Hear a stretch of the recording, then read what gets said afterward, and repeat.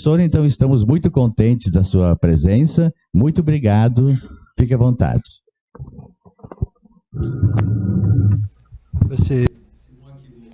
Sou eu que agradeço por essa apresentação.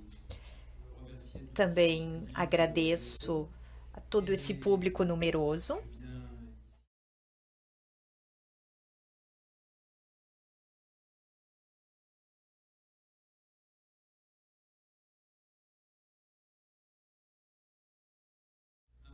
Prepararam um programa bastante completo para mim, porque de agora até às 10 da noite terei tempo para conversar com vocês, imagino eu. E o meu objetivo é apresentar os meus trabalhos que eu realizei com Pierre Dardot, sobretudo, e sempre com a preocupação de apresentar-lhes as condições, as razões, as motivações pelas quais escrevemos essas obras. Eu também quero insistir num ponto raramente mencionado sobre a recepção das obras. Isso me parece importante. Então, não estou aqui apenas como autor, sou sociólogo e sempre gosto de praticar um pouco de sociologia do conhecimento e saber para quem estou me dirigindo, e penso e espero que vocês poderão intervir, fazer perguntas, apresentar-se e também reagir aos meus comentários. É nessa dimensão de intercâmbio, de trocas, que eu espero que se desenrole o nosso encontro. Nesta primeira conferência, vou falar da Nova Razão do Mundo, um livro que tem como subtítulo Ensaio sobre a Sociedade Neoliberal. Quero me dedicar a explicitar esse termo que está contido no título. O livro foi traduzido para o português pela Bom Tempo e devo dizer que a sua recepção no Brasil me parece excepcional e, pelo menos, é o país que recebeu este livro de uma forma muito viva e ativa. Eu consegui constatar isso através dos encontros que eu tive. E percebo também que o Brasil é um país em que me parece que as pessoas ainda leem livros. Talvez seja uma ilusão de autor, mas tenho a impressão de que cada vez que eu faço uma apresentação, eu consigo vender muitos livros. Normalmente o editor está presente nos encontros, mas às vezes há filas inteiras de pessoas que querem autógrafo. Então, muitas vezes vêm, talvez apenas pelo autógrafo e não pelo livro. Mas, de qualquer maneira, em todos os países que eu visitei, é muito raro que as pessoas realmente leiam. Talvez seja uma impressão, ou talvez uma ilusão, mas me parece que há leitores neste país para esse tipo de livros teóricos, políticos e difíceis.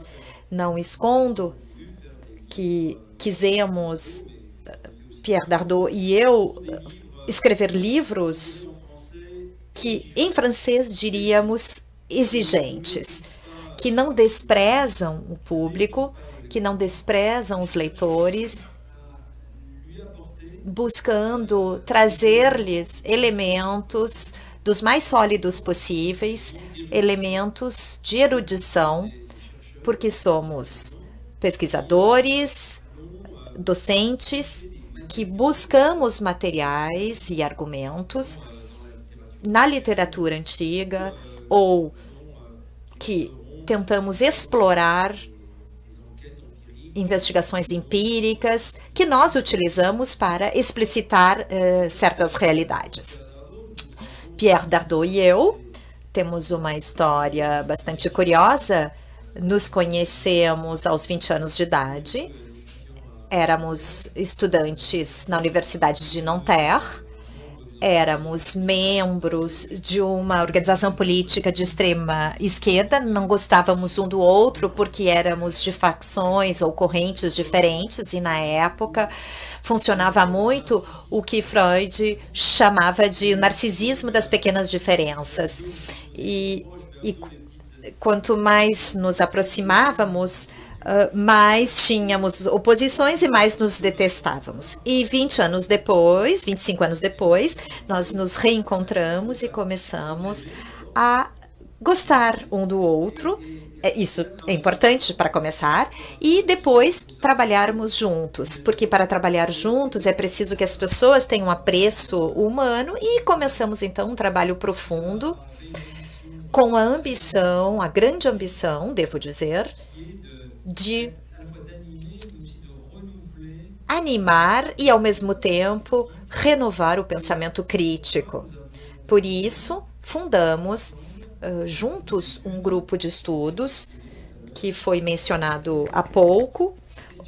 O grupo Question Marx foi um título que nos ocorreu assim, espontaneamente.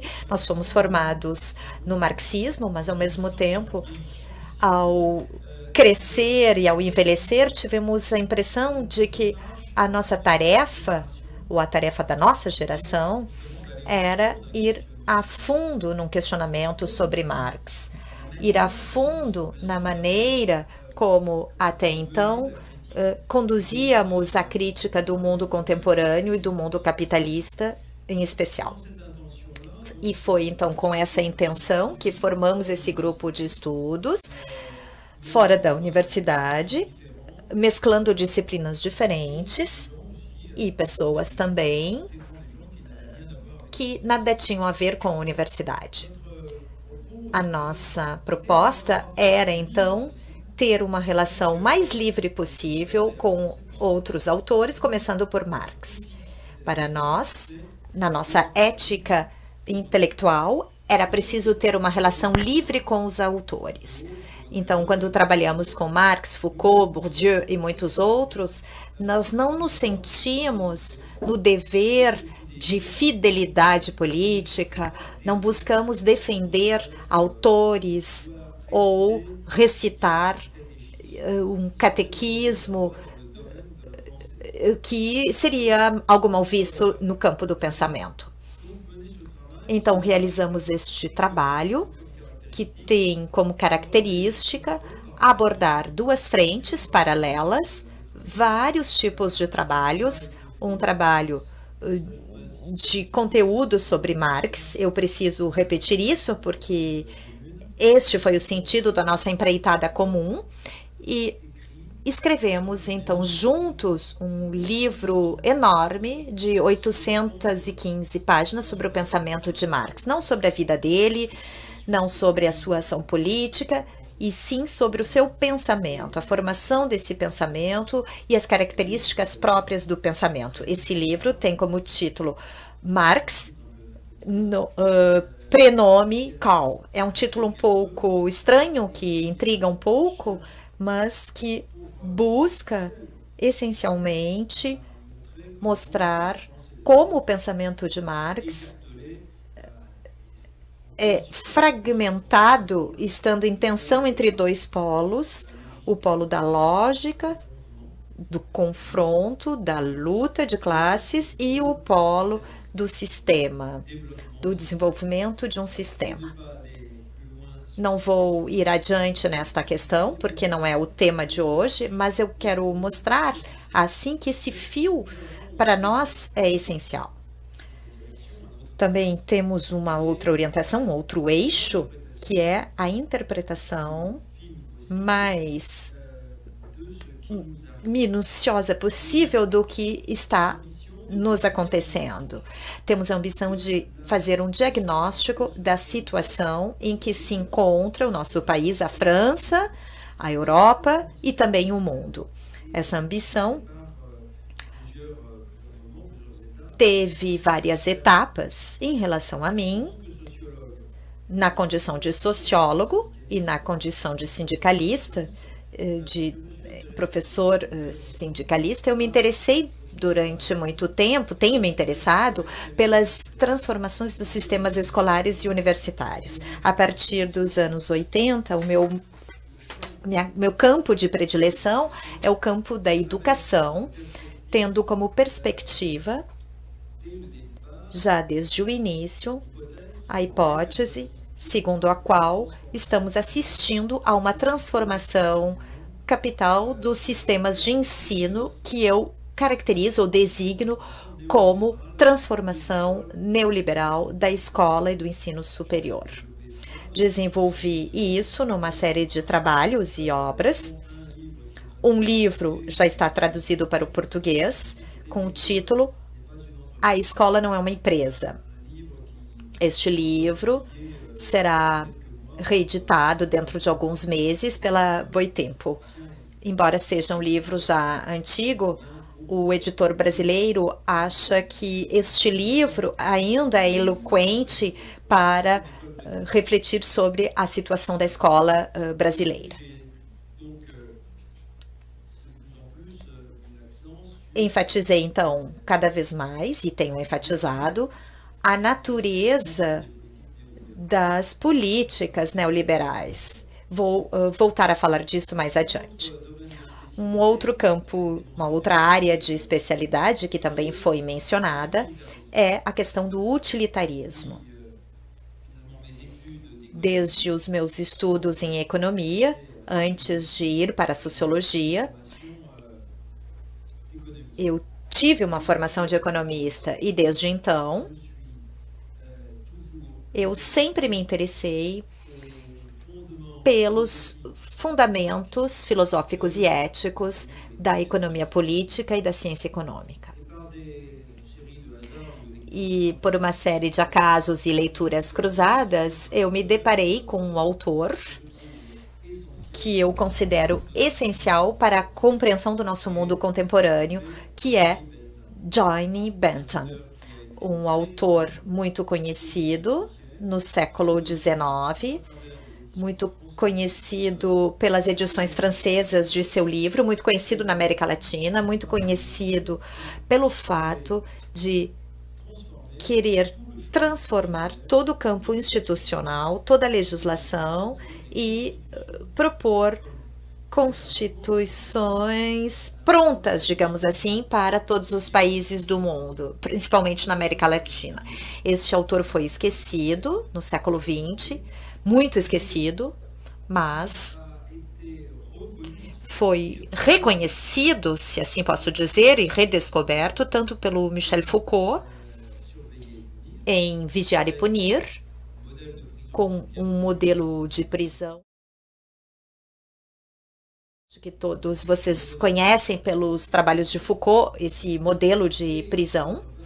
E, por outro lado, de um modo mais surpreendente, ele foi descoberto ou redescoberto pelo Jacques Lacan, psicanalista francês, que, de certa forma, por acaso, o redescobriu numa edição da sua teoria da ficção. E eu me apaixonei por essa teoria da ficção, e a relação com a ficção é o mundo da economia, o mundo que tenta analisar e reconstruir Bentham, que é o mundo de satisfação nas economias. Por que eu estou falando disso? Porque é importante dizer de onde se vem e por que se escreve um livro em dado momento. Eu escrevi este livro justamente no ponto de encontro ou de cruzamento, na encruzilhada de todas essas preocupações. Quando eu analisei as políticas aplicadas à escola e à universidade, eu inicialmente encontrei uma relação estreita entre essas políticas e o que eu tinha lido e estudado no pensamento utilitarista. Eu pensei, numa primeira relação que tive, que o mundo utilitarista começava a se estender, e a penetrar em áreas como a escola, influenciando os discursos, as medidas ali tomadas, como se, na verdade, se estivesse lidando com o póstumo do Jeremy Bentham, 1 século e meio depois da sua morte. Por isso, eu me dei conta que era preciso trabalhar sobre as origens do neoliberalismo. Neste contexto, escrevi um livro, então, que não foi mencionado, mas eu o cito, talvez seja o livro que eu prefiro, um dos que eu prefiro, mas, claro, cada um tem suas preferências.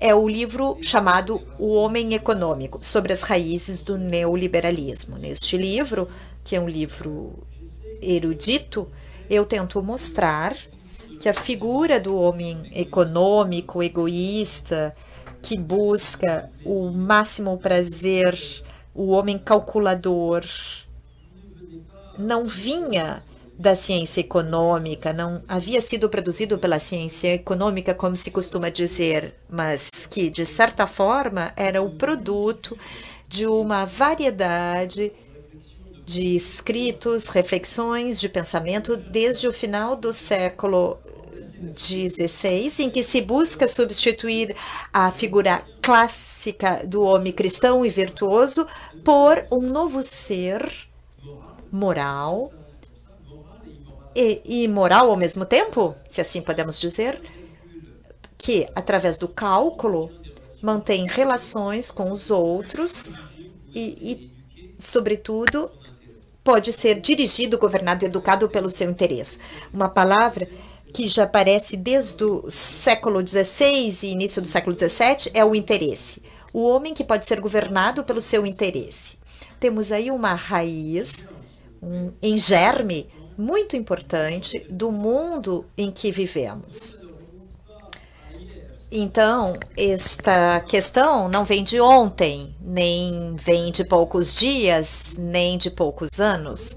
Nós vivemos numa época de desabrochar de algo que já nasceu há muito tempo. E o que nasceu foi uma figura do homem, um desenho do homem, um perfil do homem,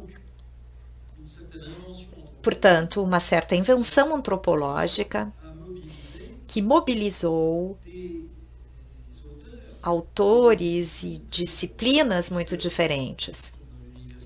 Estamos aqui numa universidade de inspiração católica. Precisamos lembrar que a teologia, ela mesma, a partir do século XVII, pode ter contribuído para isso. Eu me interessei, sobretudo, pelo momento jansenista, pela crise jansenista, que é um momento especialmente importante no nascimento deste homem, dessa figura do homem interessado.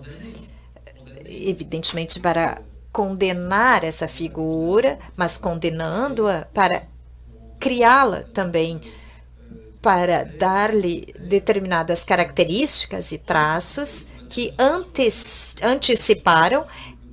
E a minha demonstração, que me dá muito contentamento, que é o fato de ter mostrado que a lógica do interesse, da harmonia dos interesses, que acreditamos encontrar a partir de meados do século XVIII na Inglaterra, ou dentre os escoceses, e que essa ideia de uma harmonia natural dos interesses é uma criação de um século antes na França, no mundo jansenista. Esse ponto é importante para os franceses. Eu vou explicar.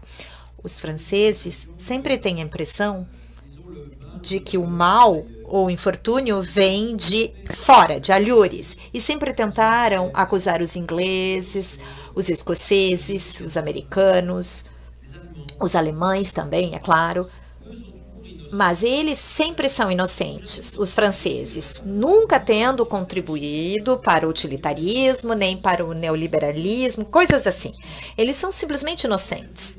Mas eu fiz uma operação antinacionalista, tentando mostrar que justamente grande parte do utilitarismo, desse homem econômico, vinha da França, sendo um produto nacional. Portanto, isso não agradou muito ao espírito nacionalista e universitário francês, como vocês podem imaginar. Passo agora, então, ao livro sobre o homem econômico, que foi escrito antes da Razão do Mundo, para completar um pouco a apresentação dos meus trabalhos e relacionado com uma outra obra muito volumosa que eu escrevi sobre a história da sociologia clássica, que parte de São Simão para chegar a Max Weber. E essa história da sociologia, com o título A Ambição Sociológica, tenta mostrar que lidamos na sociologia com uma resposta, uma reação ao surgimento dessa representação econômica do homem e do mundo. Os sociólogos, ao mesmo tempo em que reconhecem sua dívida em relação aos economistas do século XVII e XVIII, que extraíram leis do funcionamento do mundo social, contestam a economia o privilégio que ela atribuiu a si mesma de dar conta, explicar o mundo social, dizendo que os economistas justamente reduziram ou simplificaram o humano ou o mundo humano a uma lógica mecânica que era a lógica do interesse. Eu quis mostrar, então, que não há sociologia clássica pensável fora desse esquema de oposição à representação do homem econômico. Mas a sociologia, temos de dizer, tinha uma grande ambição que fracassou. Ela queria substituir a economia como verdadeira ciência social, considerando que a economia era uma ciência social usurpadora, de certa forma. Foi um fracasso interessante. A sociologia fracassou historicamente nisso, não conseguiu substituir a economia política, muito pelo contrário, o mundo da economia se impôs, e se impôs também a sociologia. Há uma sociologia que, com diversas influências, foi ela mesma penetrada pelo modo de pensamento utilitarista, o modo do pensamento do interesse. Foi um fracasso a ser explicado. É preciso explicar por que a representação que temos do ser humano e a representação que temos da sociedade continuam sendo marcadas pelo utilitarismo, pela economia, se assim posso dizer. Para mim, essa questão é absolutamente primordial, é um campo de pesquisa. Eu não tenho ainda todas as respostas, mas tenho uma hipótese de que não podemos entender essa dominação da economia em nossas sociedades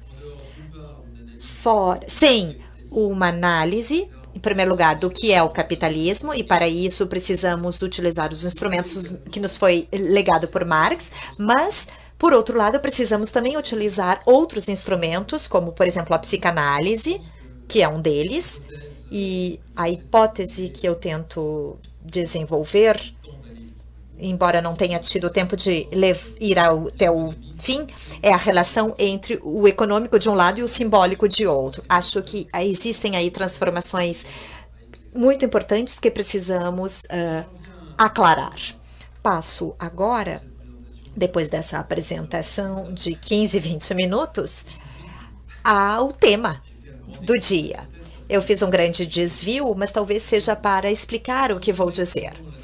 Então, escrevemos A Nova Razão do Mundo, com Pierre Dardot e eu, a partir de 2006 e 2007. Não foi o nosso primeiro livro em conjunto. Tínhamos começado já escrevendo um livro polêmico, que eu ainda não mencionei, um livro contra as teses de Arteneguy, que teve certa influência na França. Escrevemos um livro intitulado Salvar Marx, com um ponto de interrogação. Porque para nós a questão era saber que relações se pode ter hoje com Marx e o marxismo. Mas principalmente, por que escrever esse livro? Por uma espécie de revelação, digamos assim, que tivemos depois da leitura de uma aula do Michel Foucault intitulada Nascimento da Biopolítica. É preciso entender aqui algo muito importante e surpreendente. Michel Foucault era professor no Collège de France, ele o foi até sua morte. Em 1979, ele dá uma aula que, pelo título, não dá a pensar que se trata do neoliberalismo, porque temos a impressão de que se trata apenas de biopolítica. Na verdade, essa aula é muito estranha, muito curiosa, porque essencialmente trata de algo que na época não se conhecia, se tinha pouco ouvido falar e que se chamava neoliberalismo. E Foucault chamava-o de neoliberalismo. Esta aula permaneceu inédita até 2003 ou 2004. Não sei exatamente a data da publicação.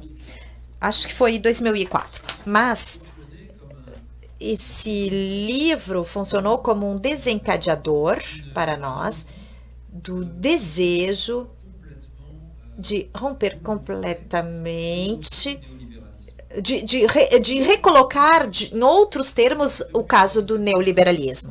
A partir dos anos 80 e 90, tínhamos consciência de vivermos num momento neoliberal da sociedade. Eram políticas neoliberais. Desde os anos 80 e anos 90, trabalhamos sobre políticas neoliberais na escola, mas ignorávamos totalmente as análises feitas por Michel Foucault 25 anos antes. Isso é característico de um sistema intelectual francês que adora ou idolatra certos autores e, ao mesmo tempo, pode manter ignoradas grande parte das reflexões desse autor, de um autor. Diferentemente dos italianos, dos intelectuais italianos, que se interessaram muito mais por essas aulas do Foucault, desses aspectos dessa aula, e também diferentemente dos autores anglo-saxônicos, que utilizaram isso em capítulos que foram traduzidos. E em 2004, então, tivemos a revelação de que tínhamos de retomar isso e analisar isso, o que nos levou a trabalhar sobre a sociedade neoliberal, apoiando-nos nas reflexões do Michel Foucault.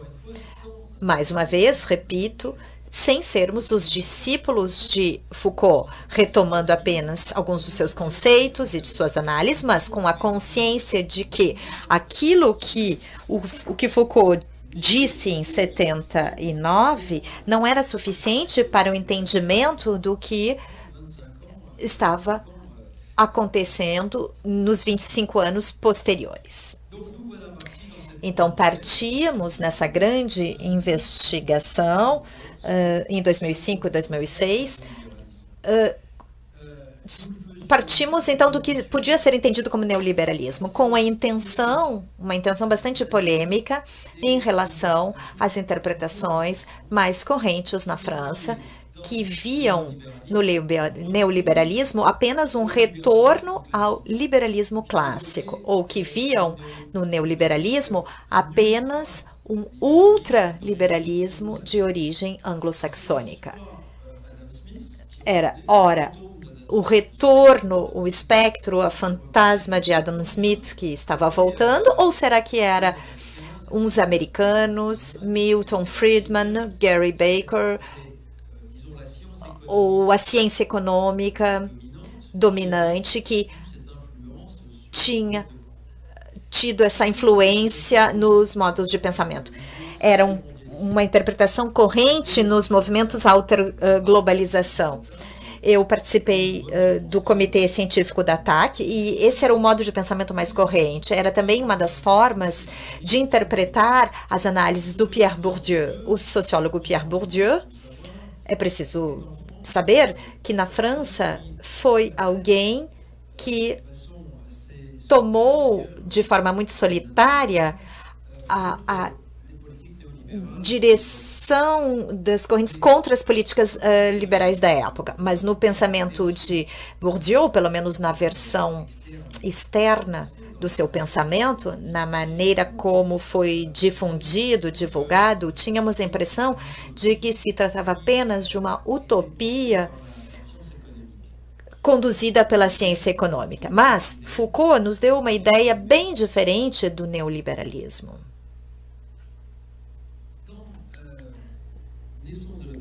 Em Nascimento da Biopolítica, uma aula que deve ser absolutamente lida por ser um texto fundamental para compreender o nosso mundo, aquilo que está acontecendo conosco.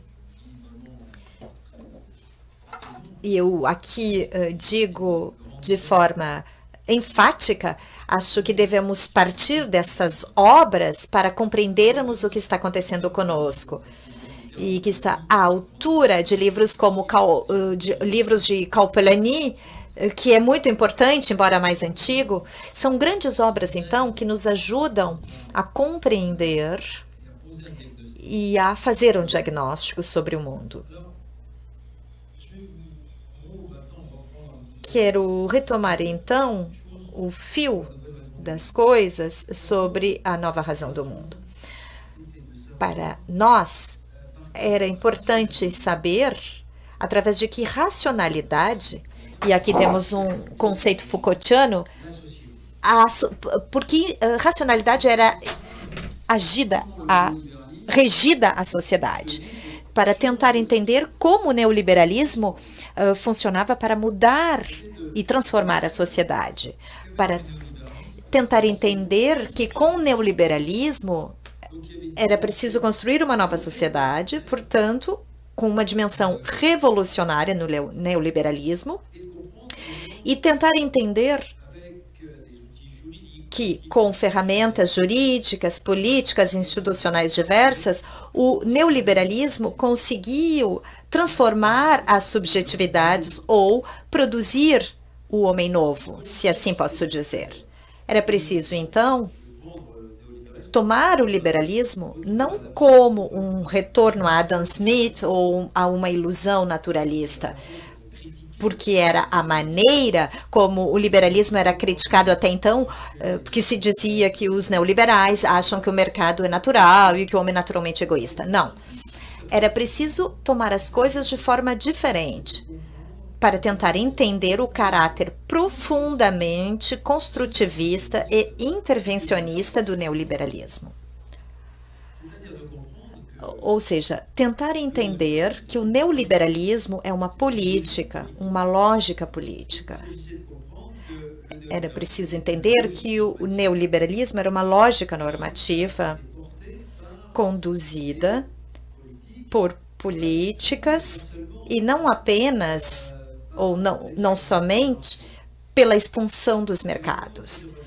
Porque uma outra interpretação também tem de ter citada e a qual nos opusemos, que é a interpretação marxista, consistindo em dizer que o liberalismo era a expressão ideológica de um capitalismo que chegava a todas as esferas. Então, o neoliberalismo era apenas uma ideologia que representava o movimento dos capitais. Então, era preciso devolver ao neoliberalismo seu caráter profundamente político e o caráter ativo das políticas neoliberais. Então, compreendendo o neoliberalismo como um intervencionismo governamental, ou, em outras palavras, como um modo de governo, um tipo de governamentalidade muito particular.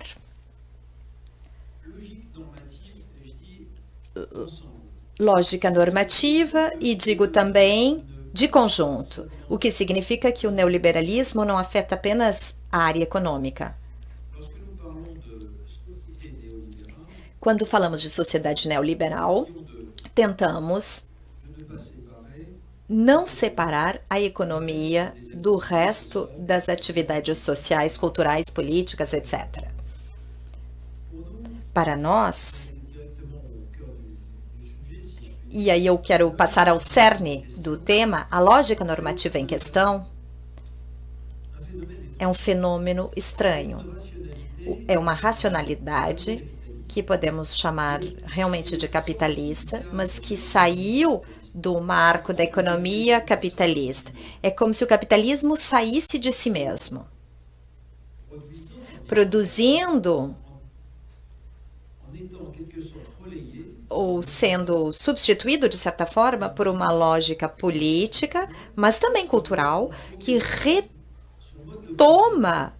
tira do capitalismo seu modo de funcionamento para aplicá-lo a outras esferas. É uma racionalidade capitalista que tem duas características. A primeira delas é considerar que todas as relações sociais e humanas devem ser regidas pelo princípio da concorrência, pela norma da concorrência, o que impõe a todos os indivíduos e a todas as instituições a concorrência. Elas precisam ser competitivas. A competitividade é uma palavra bárbara, mas muito difundida hoje. A competitividade se tornou um princípio de funcionamento social, um princípio normativo generalizado, desde baixo até em cima de todas as estruturas, de modo que em numerosíssimos casos, em numerosos países, a competitividade se tornou quase um princípio constitucional, como eu digo. É uma linha diretriz das políticas públicas em todas as áreas. Eu analisei isso minuciosamente no campo escolar e no campo universitário. São lógicas globais que envolvem justamente e se apropriam de todas as instituições para levá-las a se transformarem a partir do seu interior.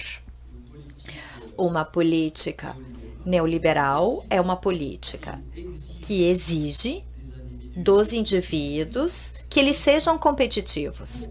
E que para que sejam competitivos, precisam implantar dispositivos de situações concorrenciais ou de competição. Quando estamos em concorrência nas escolas, nos hospitais, em qualquer outra instituição, exige-se dos indivíduos que sejam competitivos. De forma complementar, a norma da concorrência, na norma da concorrência, o que se impõe é o modelo da empresa. Isto é uma das grandes descobertas do Foucault. O fato de ter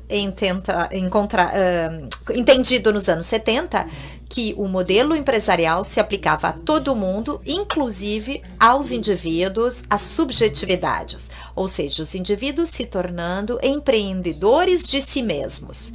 Ele descobre isso com a leitura de Gary Becker e com a sua teoria do capital humano. E ele percebe perfeitamente a injunção que é posta a todos os sujeitos políticos para funcionarem como empresas, ou de forma mais radical, ou de funcionarem como um capital a ser administrado. Cada um tem de se tornar uma empresa, o que significa que cada um tem de manter consigo mesmo uma relação subjetiva de tipo novo, que é uma relação com o acúmulo de valor. Cada um tem de se considerar como um capital e a tarefa, portanto, é acumular valor. Se cada um é identificado como um capital, é preciso considerar a sua existência como uma existência de acúmulo de valores, uma autovalorização de você mesmo como sendo um capital. Você tem de se autovalorizar constantemente em tudo o que você faz.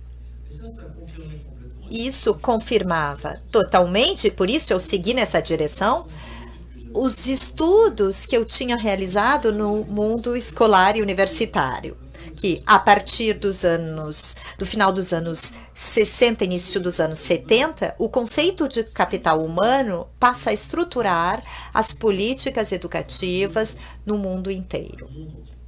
No mundo inteiro.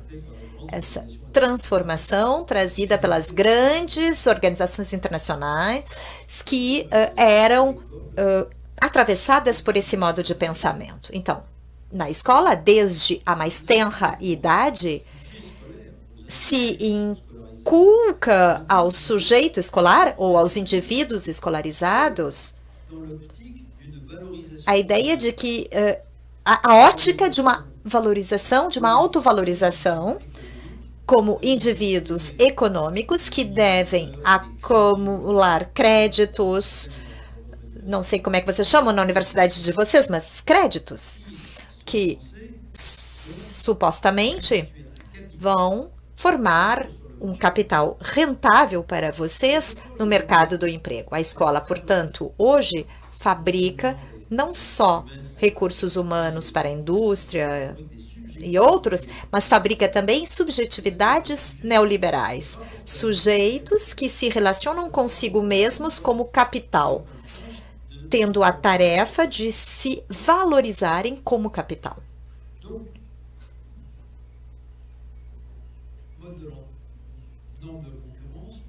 Então, a norma da concorrência e o modelo da empresa.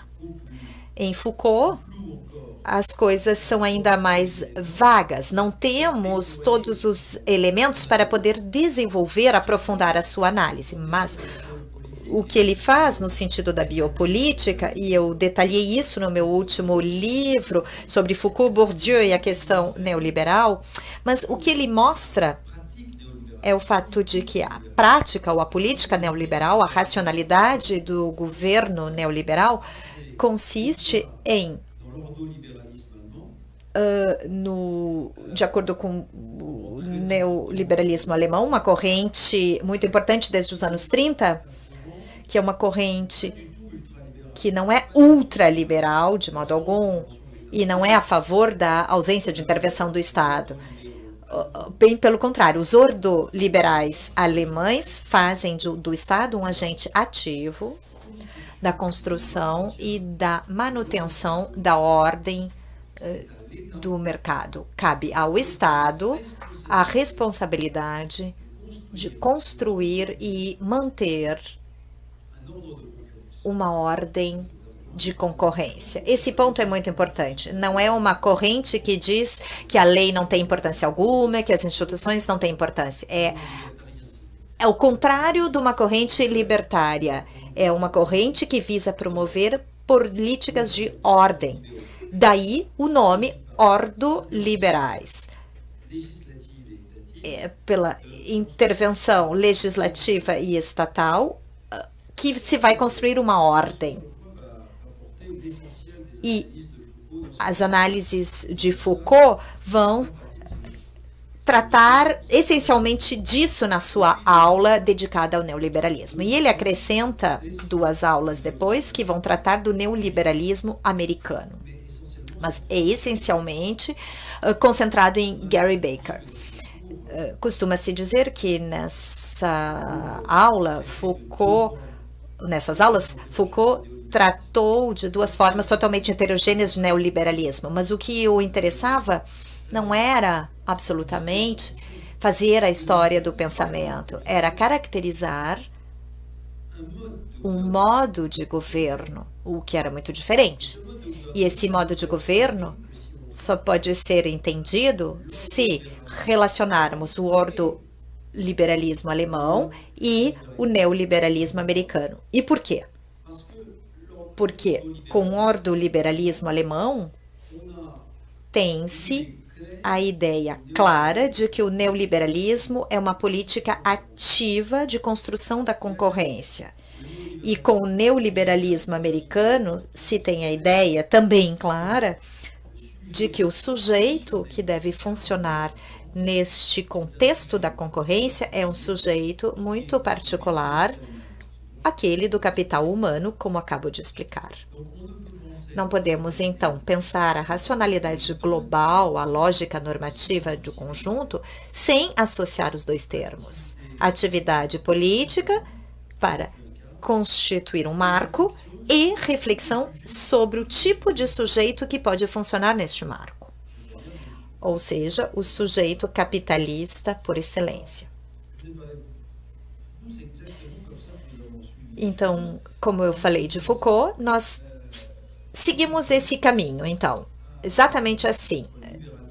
Primeiramente, nos interessamos pelo neoliberalismo clássico e o neoliberalismo, dando o liberalismo clássico e o neoliberalismo, marcando os diferentes momentos e retomando o fio genealógico do Foucault.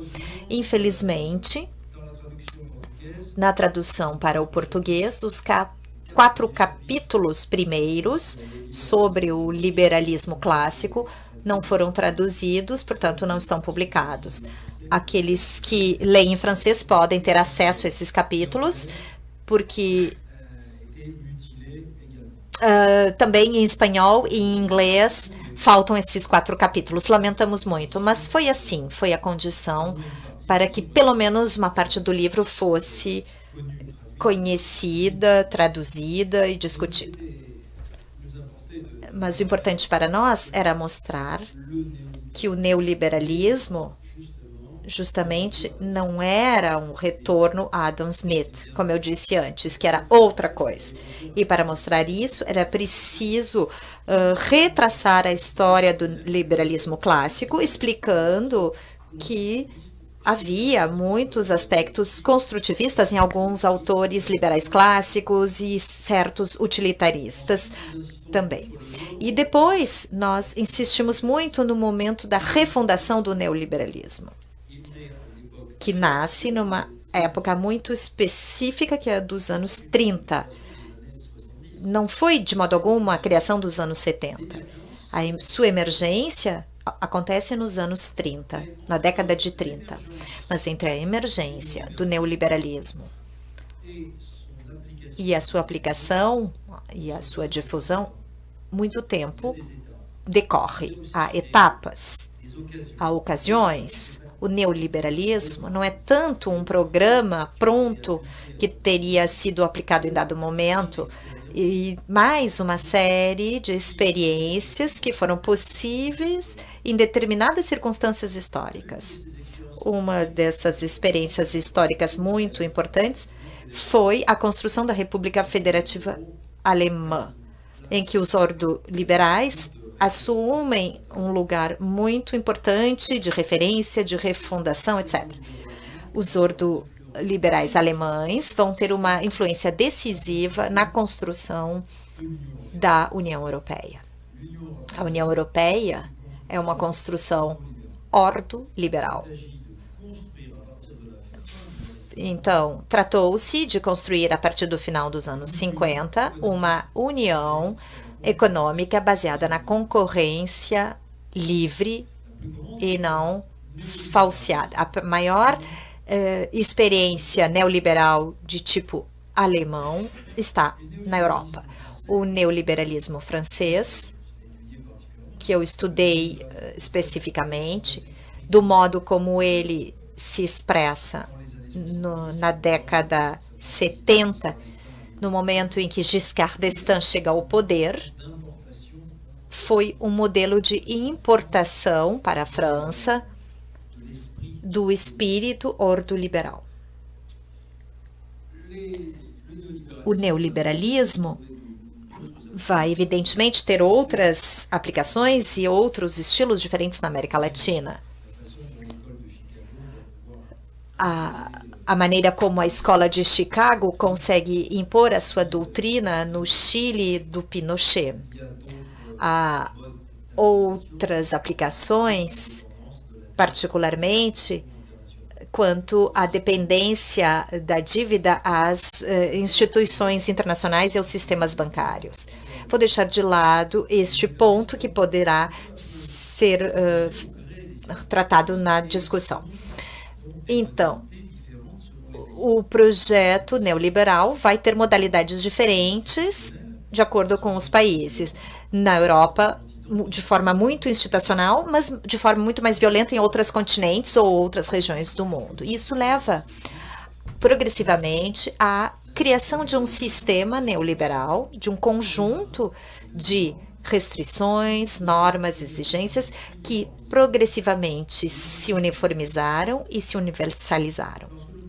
Quando falamos de sociedade neoliberal, designamos, evidentemente, o funcionamento de uma sociedade específica, mas poderíamos explicar as coisas de outro modo, como fizemos num pequeno livro complementar com o título O Pesadelo que Nunca Termina, e que, na verdade, mostra que o neoliberalismo se tornou um sistema jurídico, político, institucional.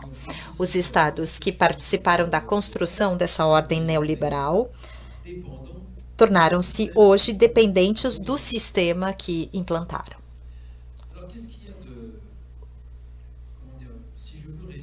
Para resumir um pouco, então, tudo o que eu digo estou dizendo para podermos passar à discussão, eu diria que para nós o neoliberalismo é uma racionalidade que associa aspectos particulares, o fato de ser conduzido pelo Estado, mas que supõe uma transformação do Estado. As políticas neoliberais, para transformar a sociedade, são obrigadas a transformar o próprio Estado. Em todas as instituições públicas, as normas são aplicadas para fazer do Estado um Estado que tenha como forma e como função a generalização de certo tipo de funcionamento. Dentro do Estado é a concorrência que é cada vez mais implementada.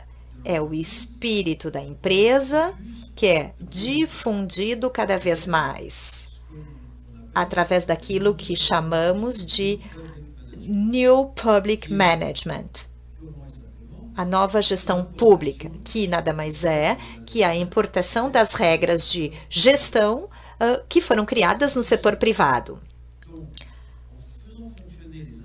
Fazendo com que as instituições funcionem de outra forma, cria-se uma outra relação entre o Estado e a sociedade, de modo que não é mais tanto a instância da solidariedade, de coesão social que prevalece, e também não é mais apenas o instrumento da ordem social que prima. O Estado precisa se tornar um agente ativo de transformação das sociedades e dos indivíduos. Chegamos ao momento em que,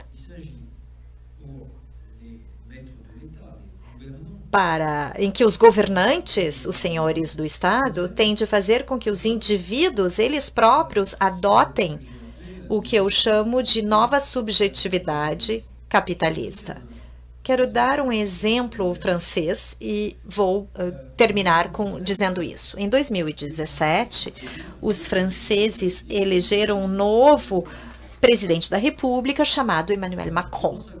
Durante a campanha dele, o Emmanuel Macron disse que havia chegado o tempo de ultrapassar as oposições entre direita e esquerda para sair de um velho mundo para chegar a um novo mundo. Ele escreveu uma obra de campanha intitulada Revolução. Eu insisto nesse título, Revolução. O livro do Macron para ser eleito se intitulou Revolução. Para nós, o Pierre Dardot e eu, nós nos divertimos muito com isso, rimos muito, porque era a confirmação de toda a nossa análise do neoliberalismo. Havia chegado o momento na França, com Emmanuel Macron, de conduzir uma política revolucionária de transformação do Estado e dos indivíduos. Como assim os indivíduos? Macron explica durante dias em vários discursos que era uma revolução cultural na França. Esse foi o termo que ele usou. A Revolução Cultural tinha uma conotação da Revolução Cultural Chinesa. Bom, mas de qualquer forma, a ideia era mudar os franceses. É assim que ele coloca as coisas, mudar os franceses pelas políticas, para que os franceses se tornassem empreendedores, inovadores, para que a França se tornasse uma startup. Ele usa uma expressão que a Nova França tem de se tornar Startup Nation.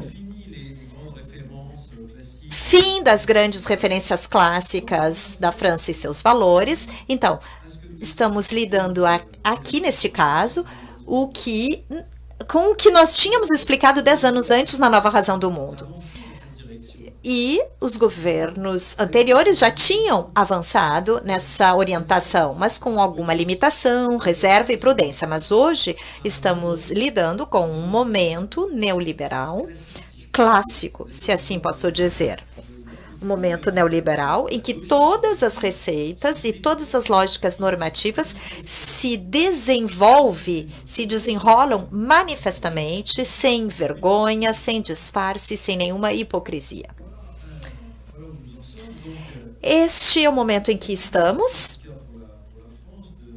Na França, foi importante dar uma interpretação do que seria, do que é o neoliberalismo, talvez com certo atraso em relação a outras sociedades. A França tenta, então, recuperar o seu atraso. Vejam que, para nós, o neoliberalismo é algo bem diferente de simples políticas de austeridade. É claro que há uma dimensão de austeridade na política.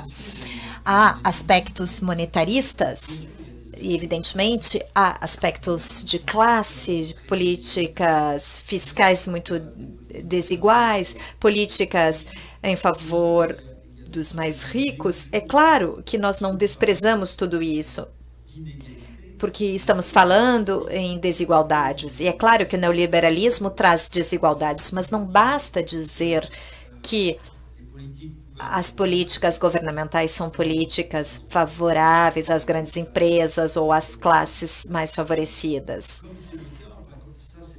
Essa é a base da crítica social e política que podemos fazer, claro, mas é preciso entender também que estamos lidando com coisas que vão muito além de políticas conjunturais ou políticas desiguais que remetem à oposição rico e pobre. É claro, concordamos que tudo isso existe, mas estamos lidando, no caso do neoliberalismo, com uma ação profunda exercida sobre a sociedade que intensifica, acelera uma mutação iniciada, no meu entender, já há vários séculos, mas que encontrou até então resistências já antigas, resistências, por exemplo, como as da religião, da ética religiosa, mas também resistências políticas, como, por exemplo, na França, o espírito republicano, que encontrou também intelectualmente oposições da parte da filosofia, principalmente da filosofia kantiana alemã, oposições no socialismo, oposições também na sociologia, como eu mencionei antes. Havia, então, várias barreiras e defesas. Talvez uma das maiores tenha sido o sistema escolar, que até agora, pelo menos na França, visava formar cidadãos. Havia, então, uma série de defesas contra essa lógica normativa, contra esse utilitarismo. Mas, a partir de agora, é como se todas as políticas neoliberais visassem a romper, a quebrar no plano institucional e também intelectual e cultural todas as defesas que as sociedades tinham conseguido estabelecer até então.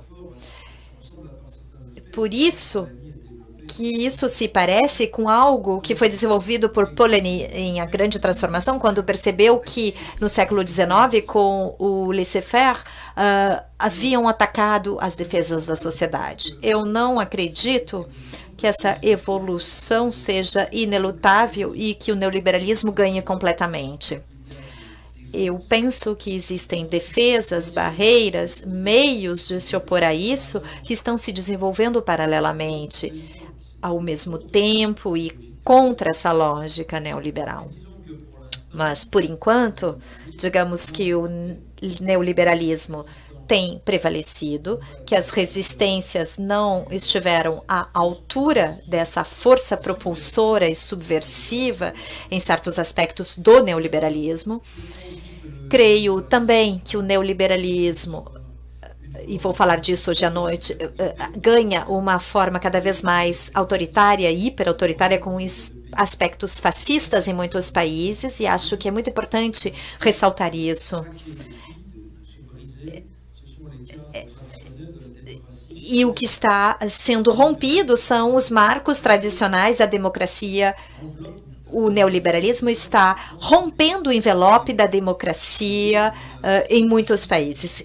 Aí temos uma ameaça fascista em muitos países, principalmente na Europa, não somente na Europa, como vocês sabem, mas também na Europa, em que a extrema-direita está cada vez mais presente em um número muito grande de governos. Mas isso não pode ser entendido sem a análise do que aconteceu anteriormente. Eu vou parar por aqui. Já falei bastante e quero dar espaço para a discussão. Muito obrigado.